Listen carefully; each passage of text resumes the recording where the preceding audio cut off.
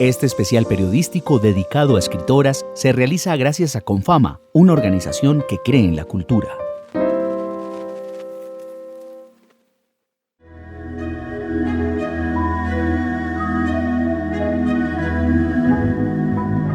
En Casa Macondo creemos que el entusiasmo acrecienta los sentidos, los espabila. Pero hay que aprestarse, disponer un método. El nuestro, de pie sobre las manos y contrario a lo aprendido, incluye tocar el mundo con los ojos, escucharlo con la nariz, olfatearlo con la lengua, mirarlo con los dedos. Queremos que nuestros podcasts sean sobre todo para ver. Casa Macondo. Somos historias. Bienvenidas y bienvenidos a este especial de escritoras de Casa Macondo con el apoyo de Confama. Hoy vamos a hablar con la poeta Laura Andrea Garzón. Laura es bogotana, para los que no la conocen, ella es literata y maestra en arte, con énfasis en proyectos culturales. También tiene una maestría en escritura creativa de la Universidad de Iowa. Publicó su primer poemario doméstico con La pájara pinta hace 2 años y este año en abril publicó Pan Piedra, el libro del que vamos a hablar hoy. También es un poemario y es un libro que salió en una coedición de Luna Libros y de Cardumen porque se ganó la primera edición del Premio Nacional de Poesía María Mercedes Carranza. Pan Piedra, en mi opinión, se podría describir como una serie de meditaciones sobre la ausencia. El grueso de los poemas gira en torno a una mujer que recuerda su infancia y a los adultos que entonces la rodeaban, a su madre, su abuela y sobre todo su padre. Poco a poco, ella nos da pistas de su vida, de los quiebres que la han formado. Para ello, usa como principal espacio narrativo la cocina y como principal referente literario la Biblia. La figura del padre en particular aparece una y otra vez a lo largo del libro. De él se desprenden una serie de poemas sobre la raíz, sobre la figura de Dios, sobre lo masculino. Y de él también se desprenden muchas de las heridas que la narradora ya adulta vuelve a examinar en los poemas. Así que Laura, bienvenida. Muchísimas gracias por esta invitación y por esa generosa reseña sobre Pan Piedra. No, con todo el gusto. Pues mira, si quieres arranquemos hablando del título, porque es un título que ya me corregirás, pero para mí me hizo pensar en Jesús y en la primera tentación en el desierto con el diablo que él tiene, que es que el diablo le dice, para tentarlo, le dice que convierta las piedras que lo rodean en panes. Y digamos que ahí, no sé si por ahí fue que nació la idea del título. Pues la verdad fue un poco más accidental. Me encanta esa lectura porque la Biblia igual está ahí todo el tiempo y yo creo que está en mi inconsciente también a la hora de escribir, porque fui criada muy católica y sí es sobre la transformación ciertamente del alimento y sobre lo blando y lo duro, esa tensión que hay entre esos dos elementos, y por eso el pan, que es lo blando, la piedra, que es lo duro, la transformación del pan en la piedra. También está la figura del pez en el libro, peces como panes como piedras, peces que no saben que son peces, que aparece en uno de los poemas, que es un poco el que le da forma al título del libro. Y lo pensé de un modo más poético que referencial. Me gustaba la asociación entre esas dos palabras y el contraste que generaban, como lo que te estaba diciendo, de texturas, de sensaciones. Y yo soy coleccionista de piedras. Chévere. Entonces me gusta también la sensación. ¿De piedras pequeñas? De piedras pequeñas. En cualquier costa me voy adueñando de esas piedritas del camino. Y entonces me gustaba la sensación de pensar que eso también era un alimento para mí. El irme apropiando del entorno era una manera de conocerlo mejor y de irme alimentando de él. Ya, sí, la piedra figura también como una fuente de alimento en el libro. Y me llama mucho la atención lo que dices de la dualidad, ¿no? Entre lo suave y lo duro, que creo que es una dualidad que también se explora en esa misma dimensión entre lo masculino y lo femenino, ¿no? En un momento se habla del padre que no es lo suave, y luego eso nos hace pensar en tal vez lo femenino, las referencias femeninas de esta narradora, como lo blando, como más lo suave. Entonces sí, solo para decirte que sentí que es un título que encierra de forma muy concisa y con mucha precisión muchas de las tensiones que atraviesan el libro, y eso creo que no es fácil de hacer. No, realmente no lo es, y yo creo que titular es de las cosas más difíciles. Sí. Y a mí me surgió esta idea escuchando a mis compañeros comentar mis poemas. En la maestría hice parte del poemario, entonces hubo fragmentos que ellos alcanzaron a leer, y en algún punto de esas conversaciones yo sentí que ese era el título, como estábamos discutiendo sobre esos dos elementos. Yo dije, acá está, en síntesis, lo que yo quiero mostrar. Ok, dale.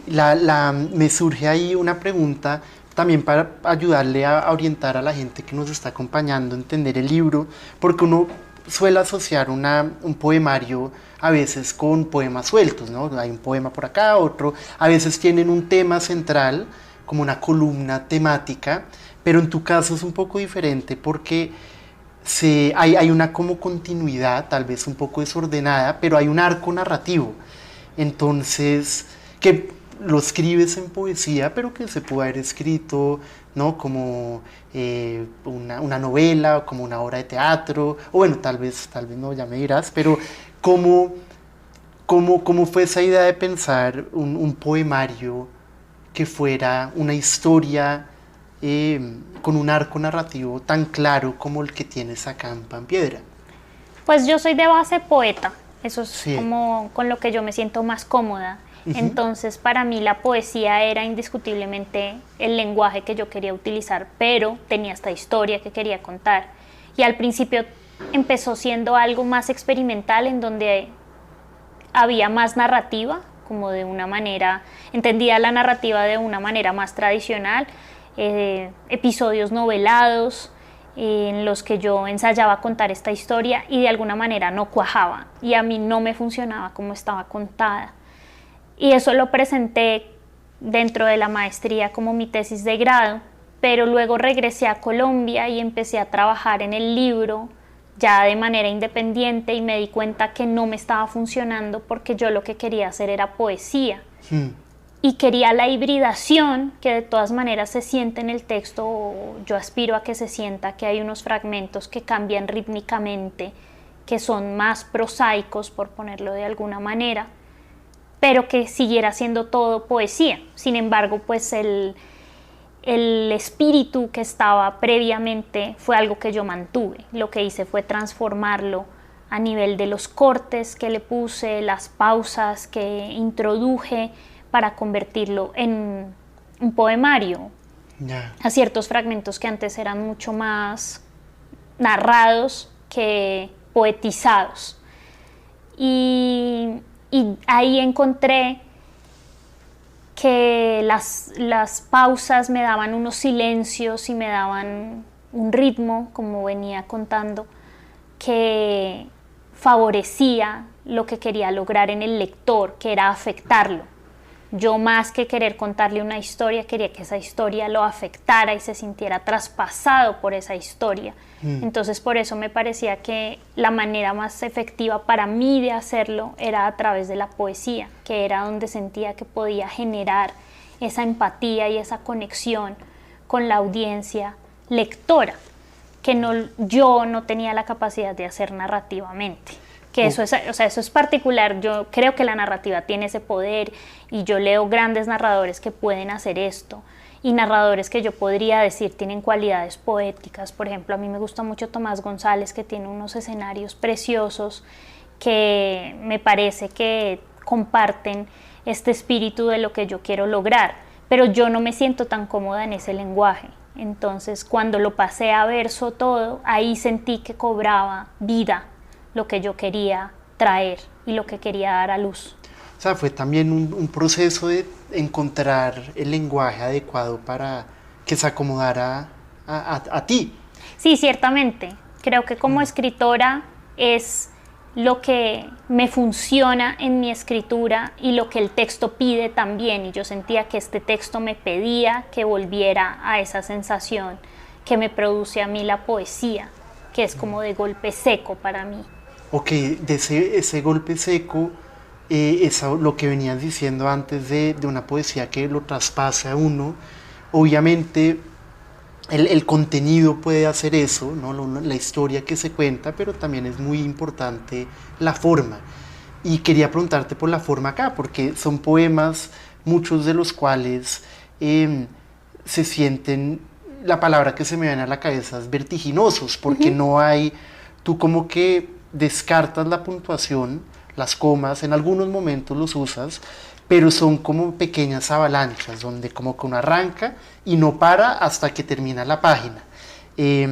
Cuéntanos de cómo fue ese proceso de encontrar esa forma para expresarte en tu poesía, cómo llegaste a esa forma del poema. Bueno, yo escribo sin puntuación desde hace mucho tiempo, desde que me aproximé a la poesía por primera vez en el taller de poesía que tomé con Piedad Bonet. Tomé la decisión de abandonar la puntuación observando a poetas contemporáneas que hacían eso y que yo sentía que comunicaban de una manera distinta, una manera que a mí me llamaba la atención y que me interpelaba. No sé, o sea, en este momento se me ocurre Idea Vilariño, que tiene estos poemas que son simplemente como ráfaga tras ráfaga de emoción en cada uno de sus versos. Yo decía, no necesita absolutamente nada más que lo que está poniendo en la página. Y escogí irme por ese lado. Entonces, cuando ya estaba haciendo este poemario, me mantuve fiel a que lo que le iba a dar la pauta a la manera en que estaba formulado eran los silencios en la página. Y los silencios planteados como los espacios que hay entre palabras, los cortes que hay entre versos y los cortes que hay entre estrofas. Y que eso iba a ser lo que le diera al lector la partitura. Y el ritmo, ¿no? Ahí claro, le para das mí una manera de leer. Claro, por eso hablo de partitura, porque siento que muchas veces lo que hace la poesía es plantear en palabras lo que hace la música con las notas musicales. Da una pauta de lectura y esa pauta está llena de estos elementos que también son visuales, que eso es algo que también me interesa, pero que son rítmicos y que yo lo que hacía muchas veces para comprobar si me funcionaba algo del todo o no era leer en voz alta. Y eso es un hábito que yo tengo a la hora de escribir un poema. Y sentía que era necesario que fuera vertiginoso porque el ritmo de los recuerdos que yo tenía para escribir era un ritmo arrollador. Para mí era como algo envolvente y yo quería que el lector tuviera esa misma sensación a la hora de aproximarse al texto.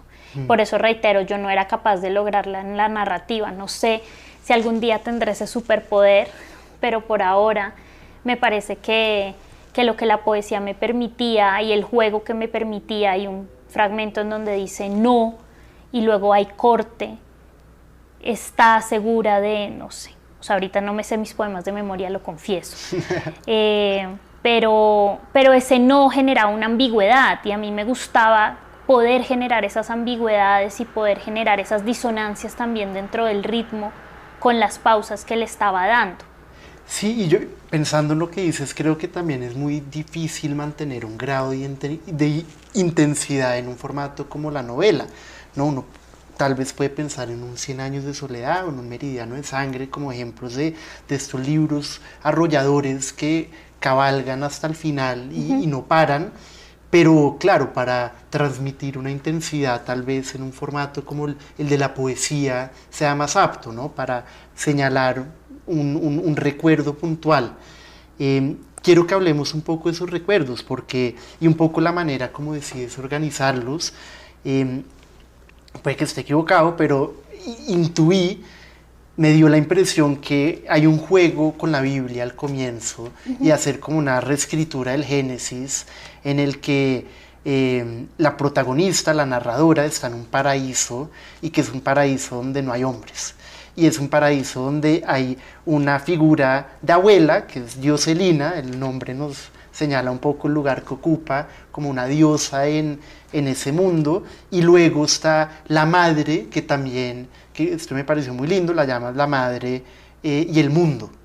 Siempre está esas dos palabras juntas, entonces sí, hay una expulsión del paraíso, ¿no? Hay una como volver a contar o como nutrirte de una historia, tal vez la gran historia patriarcal, para como contar tu propia historia o la historia de esta narradora. ¿Cómo llegaste a esa decisión? Pues fue difícil encontrar la clave, pero siento que dentro de la lectura de la Biblia y esto que dices del lenguaje patriarcal, yo sentía que tenía que renombrarme desde otro lugar y cuestionar todo esto que mi propia educación me había inculcado y que mi propia vida me había mostrado que era lo cierto. Y yo estaba muy sola en el proceso de escritura de este libro y lo que hacía era comunicarme constantemente con mi mamá y con mi abuela. Ellos eran como mis espacios de contención, ellas eran las que me acogían aún en la distancia. Y yo sentía algo un poco uterino en nuestra conversación, como que yo creaba un santuario alrededor de la comunidad que éramos. Y aunque solo fuera una llamada, yo me sentía abrigada y me sentía recogida por ellas. Entonces yo quería evocar esa sensación, pero quería hacerlo planteando que desde ahí me fundaba, por eso es germinación, ¿no? Desde ahí me fundaba como persona en el mundo. Y dije, no, tengo que hacer una reescritura porque ya estaba el paratexto bíblico en otros de los textos. Y yo dije, tengo que hacer una reescritura de este origen para hablar de mi propio origen, que es este origen femenino. Y luego hablar también de esa tríada femenina, ¿no? Replantear la tríada masculina de Padre, Hijo, Espíritu Santo y poner Dioselina, la madre o el mundo y la niña reina como centro de sentido de ese universo, que luego obviamente se rompe porque pues lo que sí comparte con la historia original es que es un paraíso que se tiene que perder porque es la pérdida de la inocencia de ese personaje principal y que no se puede huir de eso, y la pérdida de la inocencia es la entrada en el mundo del Padre, que también es la entrada en las lógicas del mundo que tiene un hombre de por medio, que no existía antes. Por eso también quería hablar de un Génesis, porque me parecía que era una figura muy útil para hablar de qué es perder y cuáles son las pérdidas. La primera pérdida es esa, no es la pérdida sobre la que se inaugura la naturaleza humana. En la Biblia, ¿no? Obviamente no hablando de que yo crea en esto o no, lo creí durante muchos años. Y ahora pues me he dado cuenta, esto lo menciono algunas veces, que yo siento que todavía sigo creyendo en Dios y que Dios sigue siendo una presencia ahí, pero creo que es una presencia mucho más híbrida de nuevo y mucho más fluida en su género. Y el libro también me ayudó a entender eso, a entender mi relación con la divinidad y con lo que yo considero que es lo divino. La figura del padre que entra y no sé si usa la palabra dominar, pero protagoniza muchos junto a la narradora, comparte el escenario a lo largo del libro.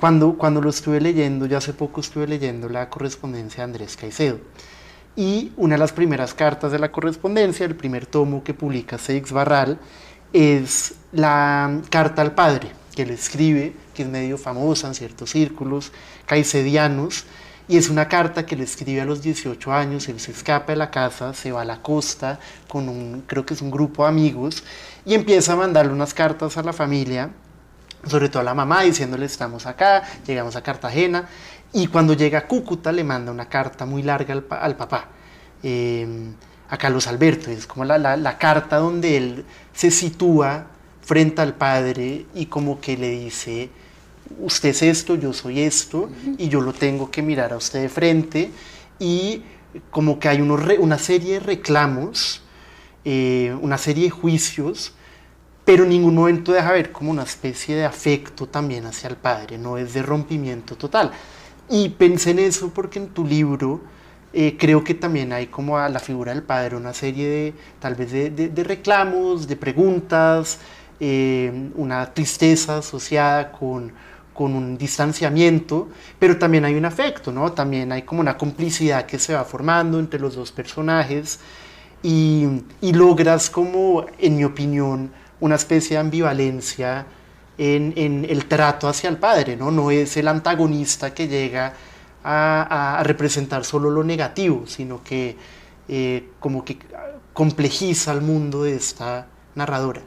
Sí, yo creo que la figura está siempre en tensión y es siempre mutable, ¿no? No todo el tiempo es el padre como la gran figura, sino que a veces es un padre medio niño, es un padre que no entiende muy bien las dinámicas de las cuales está participando, entonces no se le puede acusar de eso justamente por su propia incapacidad de verse. Es un padre que luego crece y se hace de 2 veces mi tamaño, entonces vuelve a ser esta figura que tiene autoridad sobre la niña reina, sobre esta voz poética, y creo que esa tensión era importante para mí porque no era una manera de quejarme de mi vida y de hacer catarsis, hacer este libro.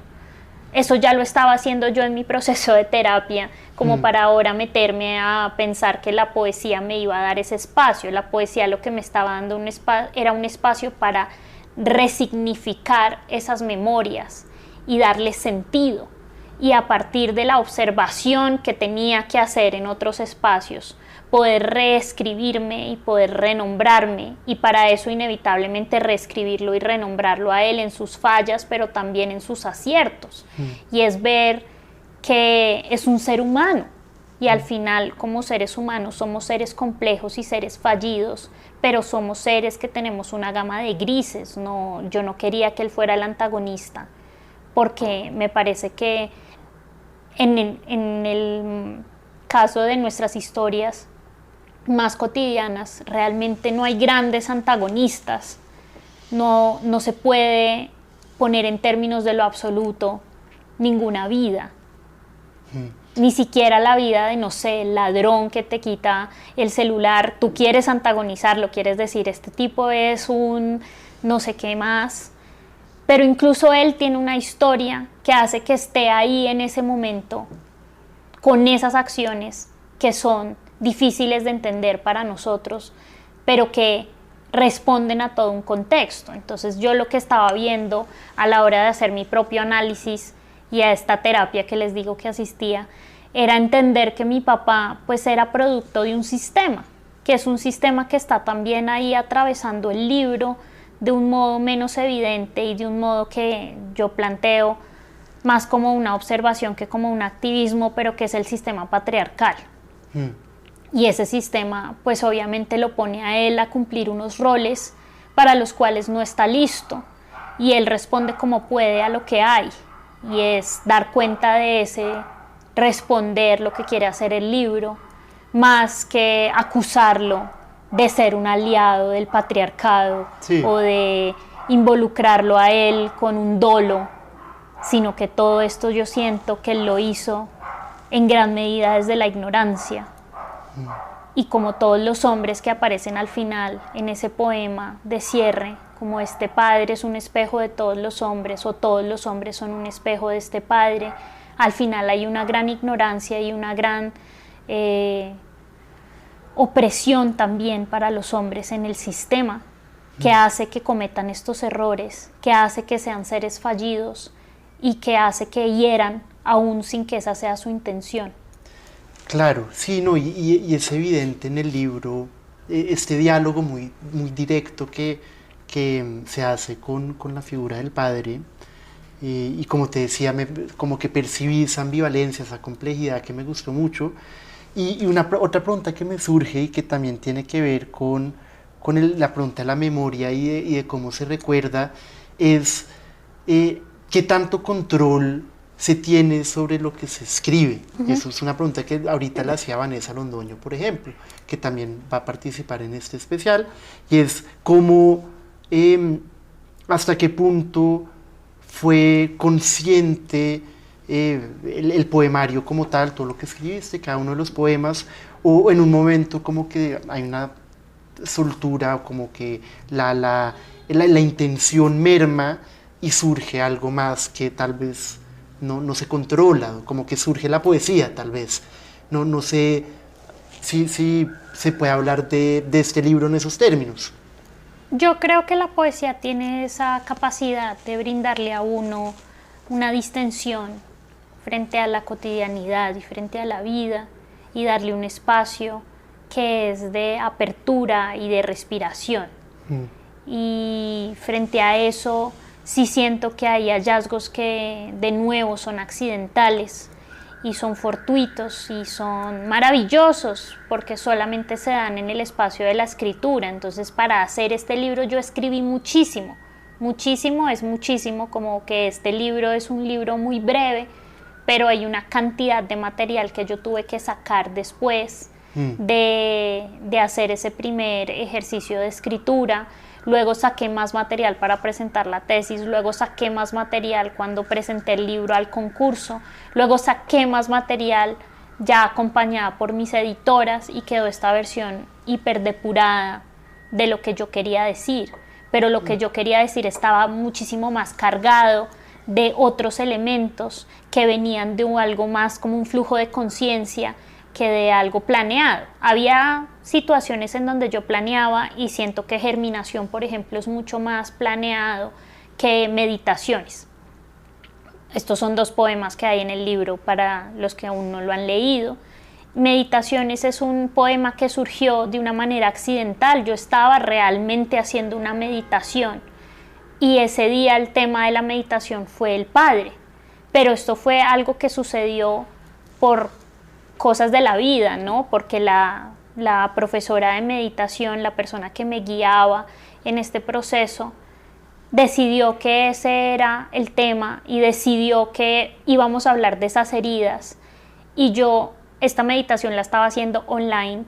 Tuve que desconectarme de la meditación y conectarme a un archivo de Drive para poder comenzar a escribir lo que me estaba ocurriendo, en la medida en la que ella estaba diciendo ciertas palabras o en la medida en la que repetía ciertos elementos en su discurso. Y hay elementos ahí en el poema que son robados literalmente de lo que ella estaba diciendo, y hay otros que surgen a partir de lo que ella estaba diciendo, pero surgen en el momento y surgen de una manera arrolladora. Y volvemos al asunto de por qué querer hacer poesía, porque yo siento que esa manera arrolladora solamente se podía retratar en ese lenguaje poético, y por eso escogí hacer un poema de ese instante y decir, esto me sobrecogió justo en este momento que no lo esperaba, porque no estaba ni siquiera en el proceso de escribir nada, sino que estaba tratando de meditar. ¡Pum!, sale este poema. Y claro, después hay que hacerle todo un trabajo, pero sale como tenía que salir, a partir de una serie de recuerdos y de asociaciones que venían planteadas por discursos que estaban ahí atravesándome en ese momento. Entonces, hacía poco que una amiga me había contado que había buscado a su papá en Google, y yo decidí hacer ese mismo ejercicio y buscar a mi papá en Google a ver qué me salía, o en Facebook a ver qué me salía, como tratando de rastrear esa memoria. Y había hecho ese ejercicio poco antes de la meditación, entonces lo traje a colación porque estaba todavía ahí resonándome el hallazgo que había hecho de esa figura de él en la virtualidad.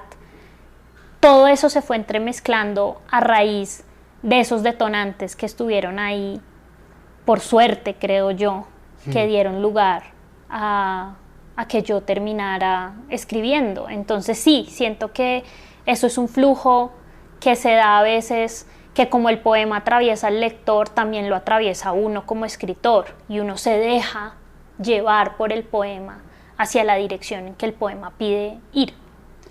Sí, y no, me parece fascinante que haya habido tanta depuración en el libro, ¿no? Que este sea el resultado final de algo mucho más extenso que habías escrito.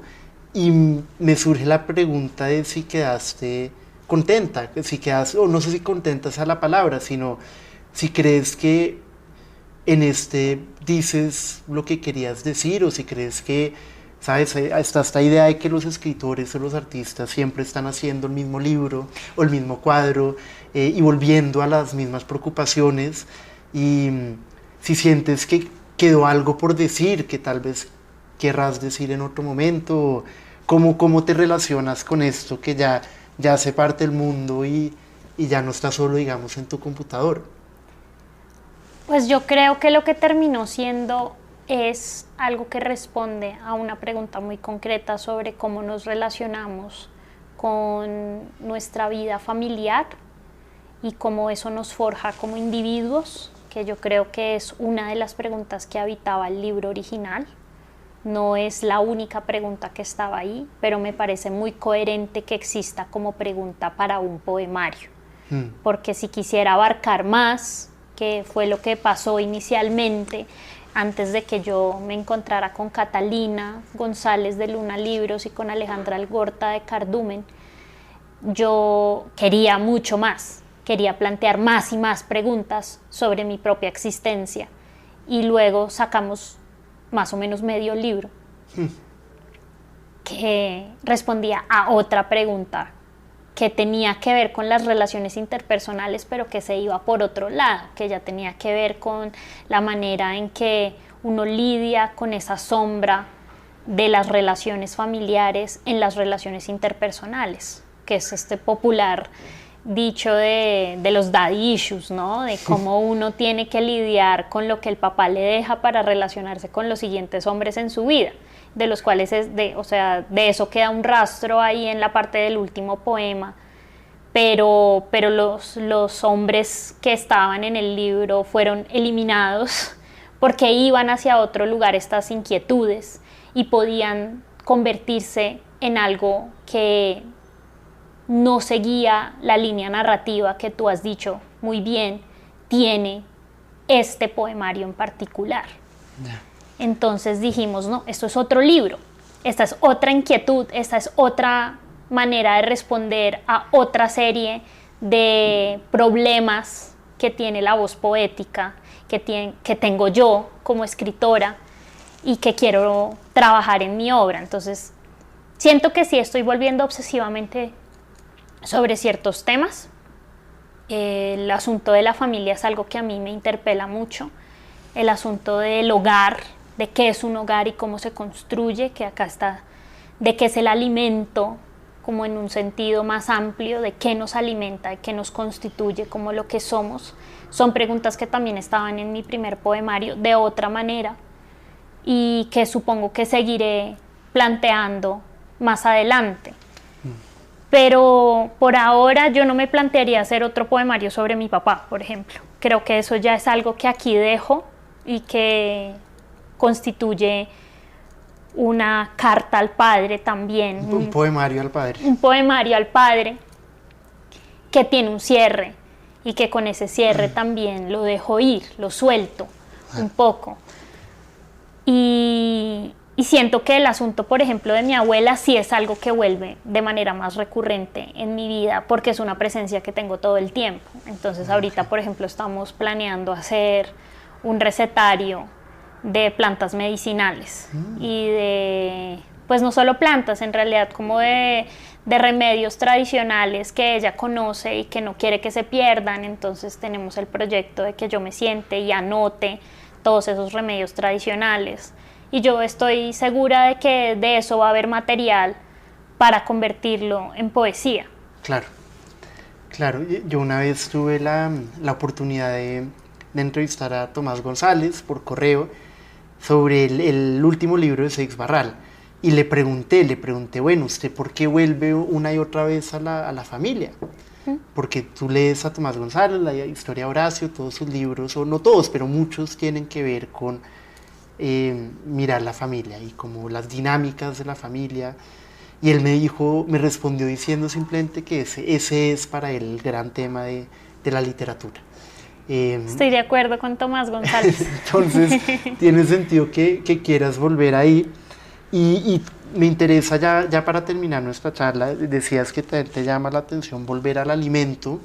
Y para cerrar, quisiera que nos hablaras un poco del alimento y de la cocina como espacio narrativo acá, porque este libro uno pasa la mayor parte del tiempo acompañando a la narradora en la cocina, o no la mayor parte del tiempo, pero mucho del tiempo cocinando. Está la cocina de la pizza con la levadura, el padre, también otros momentos con la abuela. ¿Cómo fue eso de convertir la cocina en ese espacio narrativo y qué surgió de ese ejercicio para ti? Pues a mí me obsesiona la comida en general y me gusta mucho prepararla. Y volviendo a esta situación en la que yo estaba sola en otro país, parte de lo que me reconfortaba era poder preparar los platos que tenían que ver con la memoria. Y ahí sentí que había una conexión muy estrecha, que es muy obvia entre la memoria y el alimento. Es muy obvia para todos porque nos sentimos reconfortados. O sea, yo sé que no soy la primera en darme cuenta de esto. Cualquier migrante se ha dado cuenta de que una arepa en la Conchinchina le sabe a uno a gloria. Entonces fue aprovechar esa potencia y pensar en relación con eso que estaba ocurriéndome en ese presente, cuál había sido el pasado que le había dado ese peso, que había convertido ese alimento en algo tan valioso y tan poderoso, y era volver sobre los huevos pericos de mi abuela, que son algo que yo nunca he podido hacer igual de bien, pero que es algo que trataba de reproducir en esas ausencias de ella y de mi mamá en ese otro espacio de los Estados Unidos donde estaba viviendo en ese momento, de las arepas, del pan blandito, que son estos alimentos que se presentan en el libro, el hacer pizza también. Lo hice varias veces tratando de encontrar también una fórmula para recordar cómo era mi vida antes de estar allá en ese otro espacio en donde yo sentía que me estaba desdibujando un poco, que estaba perdiendo noción de mí misma. Yo entré en una depresión muy seria y esto me ayudaba a asirme a la vida y a sentirme de alguna manera protegida. Entonces, en el libro era apenas coherente plantear que la cocina era ese espacio de protección, igual que el santuario que estaba construyendo en esa relación con mi mamá y con mi abuela del que les hablaba antes. Este era otro de mis santuarios y este era otro de los lugares en donde yo me sentía conectada con la vida, conmigo misma, con mi pasado y con lo que me hacía recordar la razón por la que seguía viva, que a veces les juro la pérdida de vista. Pues Laura, gracias por venir, por compartir, por contarnos de tu proceso con Pan Piedra. Antes de terminar, me encantaría que nos leyeras una pequeña parte, uno de los poemas. Y me parece chévere el que aparece en la página 31, que es la introducción que le haces a la figura del padre, como el primer recuerdo con él. Costras de polvo, que retires de mí tu mano y que tu terror no me espante. Job 13:21. 2 manos, 4 manos, 2 manos grandes y mis 2 manos pequeñas sosteniendo una crayola. Manos diminutas en comparación con las otras 2 manos. Recorremos el símbolo de las 3 flechas cíclicas. Reciclable. Las manos no vienen con una voz, pero sé que me explican el significado de ese símbolo. No hay nada más, solo la luz de una lámpara encima de las 2 manos, 4 manos, el color indefinible de la crayola. Los dedos son gruesos y grandes. Quiero tocarlos, pero no lo hago. Mis dedos son pequeños, guardan la distancia. Huele a mi restaurante favorito, al plato que siempre pido ahí. Nada de esto aparece en la imagen, solo el aroma. Tengo 5 o 6 años, leí mal ese pedazo. Voy a volver a empezar. Tengo 5 o 6 años. Tengo 5 o 6 años. No lo sé. Mi mamá me ha traído, pero ella tampoco está en la imagen. Apenas veo una y otra vez los dedos repitiendo un movimiento circular.